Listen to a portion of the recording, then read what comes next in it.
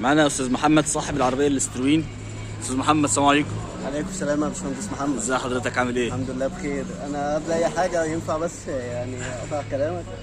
انا احب اشكر مركز فخر شميس باشمهندس محمد، قمه في الذوق في التعامل والاحترام وشغل بروفيشنال.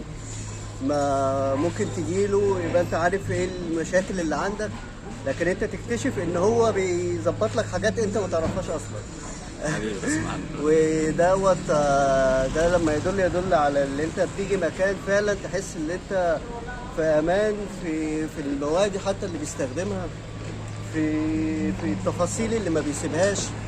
فانت لما بتيجي مكان خلاص عارف ان انت جاي مش بتفكر في حاجه، انت بتسيب العربيه وعارف ان انت تستلمها زي ما استلمتها في المعرض ما اشتريتها. حبيبي يا استاذ محمد. ده اللي اقدر اقوله والله. حضرتك عرفتنا منين الاول يا استاذ محمد؟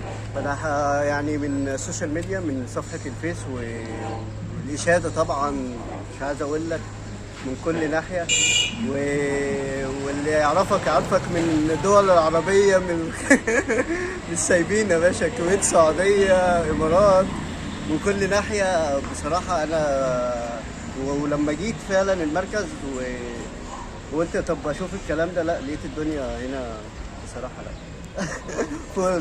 في اي ملاحظات طيب على شغلنا تحب تقولها لنا؟ بالعكس، انا ممكن اقول ملاحظات على نفسي، اللي انا الواحد في حاجات ممكن ما ياخدش باله، انت اللي بتاخد بالك تاخد بالك وتقول لي عليها.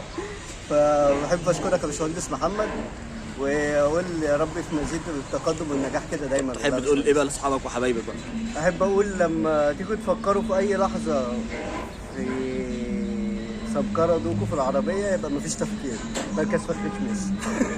العربيه بقى شكلها عامل ازاي بعد ما رشينا الجلود يا بتاعتها؟ باشا انا بجد انا نسيت كان شكلها ايه لما استلمتها، لا لقيتها احسن من الاول يا باشا. والنبي تشوفوا وريهم الجلود يا جدعان.